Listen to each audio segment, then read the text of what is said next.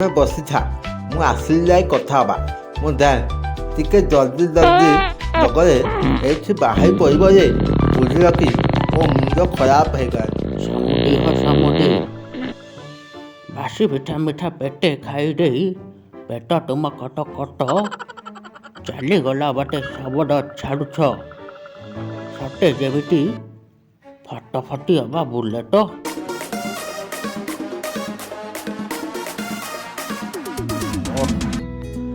ଆଜି ସମୁଦି ସାଥିରେ ଯେମିତି ହେଲେ ଟିକେ ଭେଟ କରିକି ଆସିବାକୁ ପଡ଼ିବ। ସମୁଦିଟା ମୋର ଏକୋଇ ରଳା ବିଶିକେଶନ ଗୋଟିଏ ବୋଲି ସମୁଦି, ଆଉ ଭେଟ ଟିକେ ନ କଲେ କ'ଣ ହବ? ବହୁତ ଦିନ ହେଇଗଲାଣି ଭେଟ ଟିକେ ହେଇପାରିନି। ସଂକ୍ରାନ୍ତିଟା ବି ଆସିଗଲାଣି, ମକର ପାଇଁ ଯିବା। ପେଟଟା ପୁରା ଗର୍ବ, ଯାହା 12 ଥର ଯାଇସାରିନି। କି ଖାଦ୍ୟ ଖାଇଲି ରେ ବାବା। ଓ ଶେଷ ସମୟ ଆସିଗଲା ନା କ'ଣ ବା? ମନା यहाँ देना यहाँ इसके सिवा जाना कहाँ। ଏପଟେ ସମୁଦି ସାଥିରେ ଭେଟ ହେଇଯିବ, ଆଉ ସେପଟେ ବିଲେଇ ନାନୀ ସହିତ ବି ଟିକେ ଭେଟ ହେଇଯିବ। କି ଆନନ୍ଦ ଲାଗିବ। ଭାବିଲି ତ ମନ ପୁରା ଖୁସିରେ ଗାର୍ଡେନ ହେଇଯାଉଛି। ଏଇ ସମୁଦି ଘର ଆସିଗଲା ନା କ'ଣ? ଆଉ ଯାଏ ଟିକେ ସମୁଦିକୁ ଡାକ ପକେଇ ଦିଏ। ସମୁଦି, ଓ ସମୁଦି, ଘରେ ଅଛ ନା ନାହିଁ ମ? କବାଟ ଖୋଲ, ଏଇଠି ଶୁଣୁଛ ନା ନାହିଁ? ଆରେ କେତେ ଡାକିଲେ ଶୁଣିବ କହିଲ?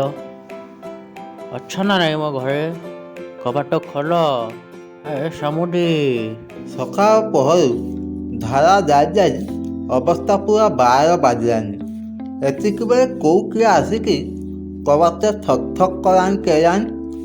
ଯାଉଛି, ବେଶୀ ଠକ୍ ଠକ୍ କରନା। କବାଟ ମୋର ଭାରି ଦୁର୍ବଳ, ଭାଙ୍ଗିକି ଗଳି ପଡ଼ିବ। ଆରେ ସମୁଦି, ମୋତେ ଚିହ୍ନି ପାରିଲେନି ନା କ'ଣ? ଆରେ ସମୁଦି, ମୁଁ ବଡ଼ ତମ ସମୁଦି, ମୋତେ ଚିହ୍ନି ପାରୁନ କି? କବାଟ ଖୋଲ, ଖୋଲିଲେ ସିନା ଜାଣିବ ମୁଁ କିଏ। ଖୋଲ, ମୁଁ ବାହାରେ ଖରାରେ କେତେ ଆଉ ଠିଆ ହେବି କହିଲ? ଟିକେ ଖୋଲ। ଆରେ ସମୁଦି, ତୁମେ କି? ଯାହା ହଉ, ବହୁତ ଦିନ ପରେ ସମୁଦିକୁ ଦେଖିବା ପାଇଁ ଆସିଛ। ମୁଁ ବହୁତ ଖୁସି। ଆଜି ମୁଁ ବହୁତ ଖୁସି। ବୁଝିଲ କି ସମୁଦି, ତୁମକୁ ଦେଖିନା ମୁଁ ଆଜି ବହୁତ ଆନନ୍ଦିତ। ଆରେ ସମୁଦି, ତମ ମୁହଁଟା କ'ଣ ଆଜି ଶୁଖିଲା ଜଣାପଡ଼ୁଛି? କ'ଣ ହେଇଛି କହୁନ? ମୁହଁଟା କେତେ ମୋ ସମୁଦିର ଶୁଖି ଯାଇଛି ରେ। ସମୁଦି, କେଉଁଠି କ'ଣ ହଜେଇଲ ନା କ'ଣ? ମୋତେ ଟିକେ କୁହ, କ'ଣ ହେଇଛି ଘଟଣା? କୁହନା ସମୁଦି, ସେ କଥା କୁହନା।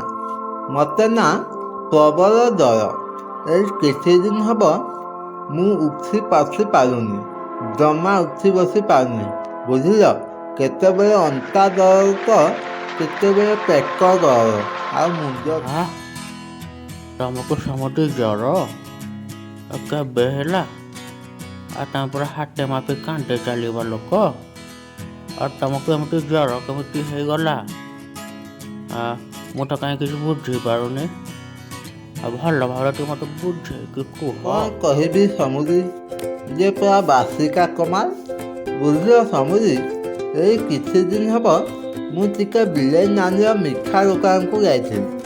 ସେଠାରେ ସେ ମିଠା, ସିଙ୍ଗଡ଼ା ଆଉ ଆଳୁଚପ ଖାଇବାକୁ ଦେଲା। ସେଗୁଡ଼ାକ ସବୁ ବାସି ଥିଲା। ବୁଝିଲ କି? କଥାଟା ତାହେଲେ ଏଠି। ଆଉ ବାସି ପାଇଲ, ମାଗଣା ପାଇଲ, ସେଥିପାଇଁ ଟାଉ କରି ଖାଇ ପକେଇଲ। ଆଉ ବାସି ଖାଇଲେ କ'ଣ ହୁଏ ତମେ ଜାଣିନ? ତଥାପି ସେଇ ସମୁଦି, ଟିକେ ରୁହ, ଆଉ ସମ୍ଭାଳି ହେବନି। ତମେ ବସିଥା, ମୁଁ ଆସିଲି ଯାଇ କଥା ହବା। ମୁଁ ଯାଏ, ଟିକେ ଜଲ୍ଦି ନଗଲେ ଏଇଠି ବାହାରି ପଡ଼ିବ ଯେ, ବୁଝିଲ କି? ମୋ ମୁଣ୍ଡ ଖରାପ ହେଇଗଲାଣି। ମୁଣ୍ଡ ଆଉ ବୁଝି ଉଠୁନି କ'ଣ କହିବି ବୋଲି। ଓ ମାୟ ପ୍ରଭୁ, ଗ୍ୟାସ୍ ଗୁଡ଼ାକୁ ଏମିତି ଛାଡ଼ି ଯାଉଛନ୍ତି, ସତେ ଯେମିତି ଅମ୍ଳଜାନ ମୋ ମୁହଁରେ ଛାଡ଼ିକି ପଳେଇଲେ। ଆଉ ସମ୍ଭାଳି ହେବନି। ଛି ଛି ଛି, କି ଗନ୍ଧ! ଏ ବାସିଗୁଡ଼ା ଖାଇକି ଏମିତି ଗନ୍ଧ। ବୁଝିଲ ସମୁଦି, ସକାଳ ପହରୁ ଆଜି ମୋର ଏଇ ଦଶା ପଡ଼ିଛି। ଝରଣା ବହିଲା ଭଳିଆ ଖାଲି ଖ ଖ ତ ବହୁଛି ଆଉ। ବୁଝିଲ, ଯାଇ ଯାଇ ମୁଁ ପୁରା ନୟାନ୍ତ ହେଇଗଲିଣି। କ'ଣ ଗୋଟେ ଉପାୟ ବାହାର କର, ନହେଲେ ମୁଁ ମରିଯିବି ଯେ। ସମୁଦି ସମୁଦି, ବାସି ମିଠା ମିଠା ପେଟେ ଖାଇଦେଇ ପେଟ ତୁମ କଟ କଟ ଚାଲିଗଲା ବାଟେ ଶବଦ ଛାଡ଼ୁଛ। ସତେ ଯେମିତି ଫଟଫଟି ଅବା ବୁଲେଟ। ଓଃ ମାଇ ପ୍ରଭୁ, କ'ଣ କଲ ବୁଝିଲ ସମୁଦି? ମୁଁ ହେଲି ଏ ଆଖପାଖ 5 ଖଣ୍ଡ ଗାଁର ବୈଦ, ଆଉ ତମେ ହେଲ ମୋ ସମୁଦି। ବୁଝିଲ, ଏମିତି ଔଷଧ ପାନେ ଦେବି, ଥରେ ଖାଇବ, ସବୁଦିନ ପାଇଁ ମୋତେ ମନେ ରଖିଥିବ। ଏମିତି କଥା? ତାହେଲେ ଆଉ ଦେରି କ'ଣ ପାଇଁ? ସମୁଦି, ଶୀଘ୍ର ଦିଅ, ଶୀଘ୍ର। ମୁଁ ଖାଇକି ଟିକେ ଶୀଘ୍ର ଦଶାରୁ ମୁକ୍ତି ପାଇବି।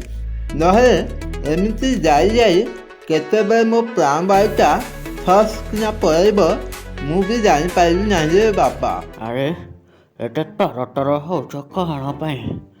ବୁଝିଲ ସମୁଦି, ମୋର ଗୋଟିଏ କଥା ସବୁବେଳେ ମନେ ରଖିଥିବ, ଜମାରୁ କେବେ ଭୁଲିବନି, ହେଲା?